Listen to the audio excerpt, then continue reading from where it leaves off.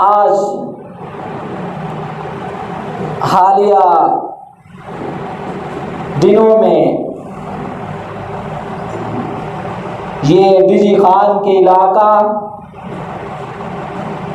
توسا کی تحصیل میں سیلاب کی صورت میں اللہ کا عذاب جب آ رہا ہے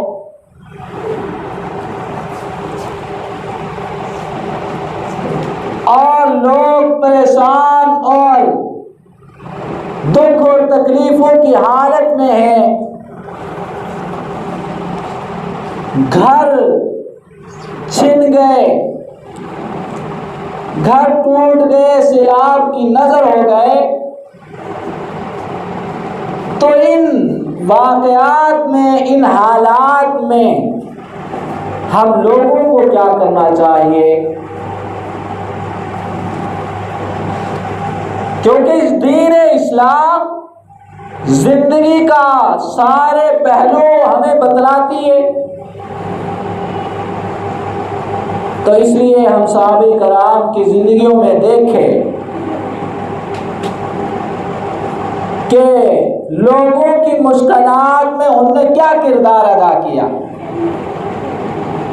ایک تو یہ ہے کہ خود اللہ کے پاک پیغمبر صلی اللہ علیہ وسلم نے ہم مسلمانوں کو یہ تعلیم دی، یہ بتلایا کہ مسلمان سارے کے سارے، مومن سارے کے سارے ایک جسم کی مانند ہیں۔ انسان کا ایک جسم ہے، جسم میں سے کسی ایک عضو کو تکلیف پہنچتی ہے، آنکھ میں درد ہو تو پورا جسم اس درد اور تکلیف کو محسوس کرتا ہے، چوٹ آئی ہاتھ پر، پورا جسم اس تکلیف کو محسوس کر رہا ہے۔ اس لیے اللہ کے پاک پیغمبر صلی اللہ علیہ وسلم نے ارشاد فرمایا، مومن سارے کے سارے ایک جسم کی مانند ہے، جسم کی طرح ہے۔ کسی بھی مومن پر مصیبت آئے، تکلیف آئے، گویا سارے مومنوں کو وہ تکلیف محسوس ہو، سارے مومن اس تکلیف کو محسوس کریں، ان کی غمگساری کریں اور ان کے درد میں شریک ہوں، غم میں شریک ہوں۔ اس لیے ہمیں نبی علیہ الصلوۃ والسلام کی تعلیمات سے یہ معلوم ہو رہا ہے کہ عذاب، مصیبت جس علاقے، جس شہر میں بھی ہو، مومن ایک جسم کی مانند ہے، وہ تکلیف گویا ہمیں ہوئی ہے۔ جن کا نقصان ہوا ہے ہم ایسا محسوس کریں وہ ہمارے ہی تعلق والوں کا نقصان ہوا ہے۔ ہمارے اگر کسی، اللہ نہ کرے، کسی قریبی رشتہ دار، قریبی دوست، چاہنے والوں کا نقصان ہو، آدمی کی حالت اور کیفیت کیا ہوتی ہے، غم کی کیا کیفیت ہوتی ہے، کیا درد ہوتا ہے۔ تو سب مسلمان جب ایک جسم کی مانند ہیں تو پھر جس شہر کے بھی مسلمان ہوں، جس علاقے کے بھی مسلمان ہوں، اگر وہ غم زدہ ہیں، وہ مصیبت اور مشقت میں ہیں، تو پوری امت ان کے ساتھ کھڑی ہو، ان کی غمگساری کرے، ان کے ساتھ درد بانٹے، ان کے غم میں شریک ہو۔ یہ نبی علیہ الصلوۃ والسلام کی تعلیمات ہیں۔ صحابہ کرام رضی اللہ تعالیٰ عنہ کی اجمعین کی زندگیاں دیکھیں۔ قرآن فرماتا ہے، محمد رسول اللہ والذین معہ اشداء علی الکفار رحماء بینہم۔ صحابہ کی صفات بیان کرتے ہوئے اللہ فرماتے وہ صحابہ کی جماعت کفار کے لیے بڑی سخت ہے، اشداء علی الکفار، کفار کے لیے بڑے سخت ہیں۔ لیکن آپس کا کیا معاملہ ہے؟ آپس کا رویہ کیا ہے؟ یہ آپس میں بڑے رحم ہیں، بڑے شفیق ہیں۔ بے شمار مثالیں اور کی محبت کے آپس کے تعلق کی موجود ہے۔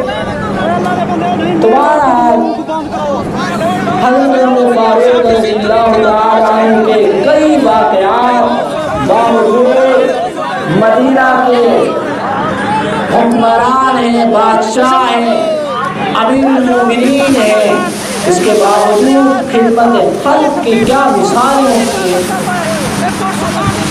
اور ساری آرام کے لیے یہ وقت کا بادشاہ لوگوں کے مال کی حفاظت کے لیے رات کو بس کر رہے ہیں۔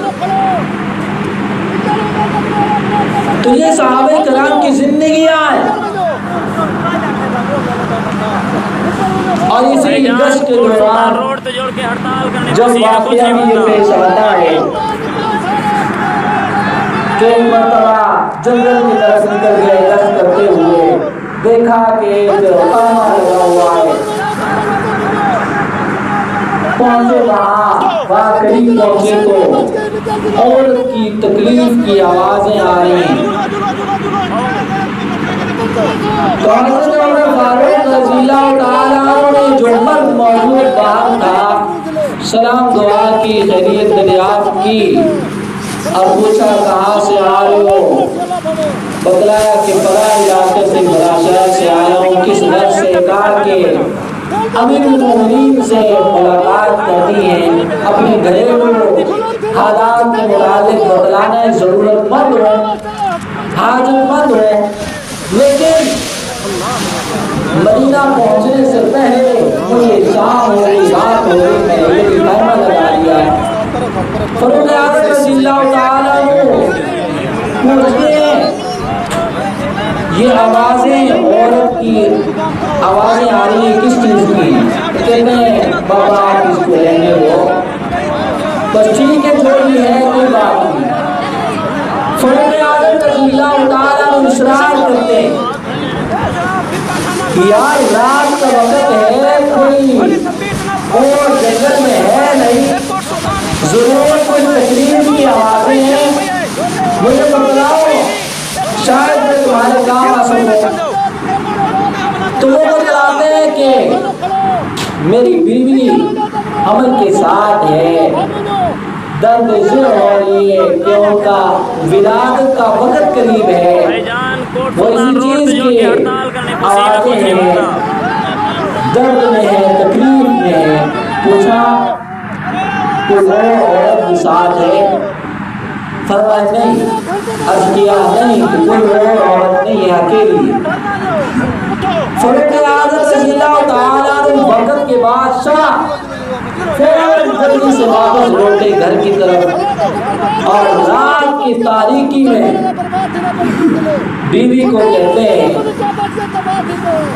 تمہارے لیے ایک بہت بڑا ثواب کی چیز ہے، کیا تم تیار ہو؟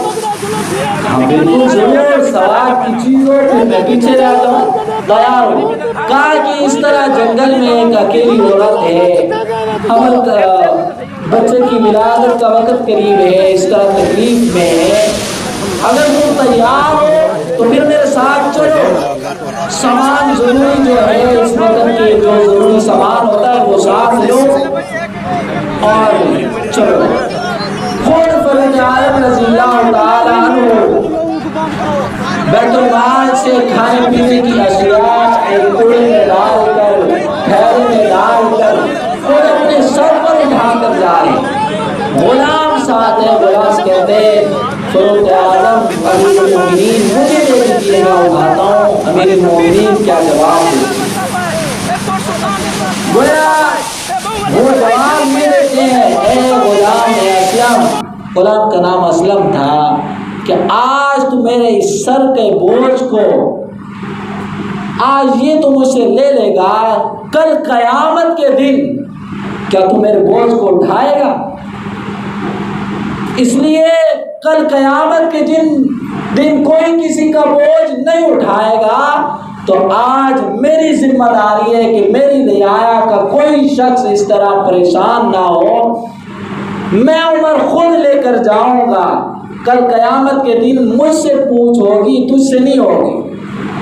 وہ وقت کا امیر المومنین بادشاہ خود اپنے سر پر وزن اٹھا کر اس خیمہ تک پہنچتے ہیں، اور پھر ان کی بیوی اندر چلی جاتی ہیں، بچے کی ولادت ہوتی ہے، اور حضرت عمر فاروق رضی اللہ تعالیٰ عنہ خود جنگل سے جا کر لکڑیاں اکٹھی کرتے ہیں، آگ جلاتے ہیں، آگ جلاتے ہوئے دھواں جو ہوتا ہے وہ سارا داڑھی مبارک میں اس حالت میں خود کام کر رہے ہیں، ہانڈی تیار کر رہے ہیں، ایک وہ حلوہ سا بنا رہے ہیں، اتنے میں وہ تیار ہو گیا اور اس مرد کو کھلایا، ولادت بھی ہو گئی۔ اندر سے بیوی نے آواز دی، امیر المومنین اپنے بھائی کو اپنے دوست کو مبارک دے دیجئے، بیٹا پیدا ہوا ہے، مبارک دے دیجئے۔ اس سے پہلے اس شخص کو جو مسافر تھا پتہ نہیں تھا کہ یہ امیر المومنین ہے، وہ تو عام آدمی سمجھ رہا تھا۔ جب ان کے حضرت عمر فاروق رضی اللہ تعالیٰ عنہ کی بیوی نے یہ کہا امیر المومنین اپنے دوست کو مبارک دے دیجئے، ان کے کان میں یہ لفظ پہنچے نا مرد کے، وہ چونک گیا، حیران ہوا کہ وقت کا بادشاہ امیر المومنین کیا وہ ہماری اس طرح آگ جلا کر ہمیں پکا کر دے رہا ہے، وہ رات کے اندھیرے میں اس طرح ہماری مشکل میں کام آ رہا ہے۔ وہ حیران ہو کر عمر فاروق رضی اللہ تعالیٰ عنہ سے گویا شرمندہ ہوتا ہے۔ امیر المومنین آپ عمر فاروق رضی اللہ تعالیٰ عنہ فرماتے ہیں بابا بس رہنے دو، اب میں چلتا ہوں، صبح مدینہ میں آ کر مجھ سے مل لیجیے گا۔ تو یہ وقت کا بادشاہ امیر المومنین ہے، لوگوں کی خیر خواہی، لوگوں کی خدمت، یہ اتنے ایک انسان، ایک دین کے اندر یہ مثالیں ہیں۔ ہمارا دین اسلام، نبی علیہ الصلوۃ والسلام کی تعلیمات اتنی پیاری تعلیمات ہے، اتنا پیارا دین ہے کہ وہ لوگوں کے ساتھ ہمدردی کرتا ہے، لوگوں کے غم میں شریک ہوتا ہے۔ تو اس لیے آج جن علاقوں میں بھی لوگ غم زدہ ہیں، مصیبت میں مبتلا ہیں، سیلاب کی صورت میں جو عذاب میں مبتلا ہیں، ہم میں سے ہر آدمی اپنی وسعت اور کوشش کے مطابق جتنا ان تک رسائی ہو سکے وہاں پہنچ کر ان کی مدد کی جائے، ان کا ساتھ دیا جائے، ان کے غم میں برابر کا شریک ہویا جائے۔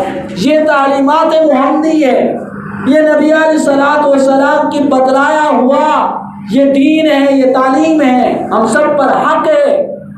اس لیے کہ اللہ کے پاک پیغمبر صلی اللہ علیہ وسلم نے جب یہ فرما دیا کہ سارے مومن ایک جسم کی مانند ہیں، تو جہاں کہیں بھی لوگ مومن مصیبت میں ہو تو وہ دوسرا مومن بھی تکلیف میں آ کر وہ تکلیف محسوس کرے۔ اللہ تعالیٰ سے دعا ہے اللہ تعالیٰ ہمیں سمجھنے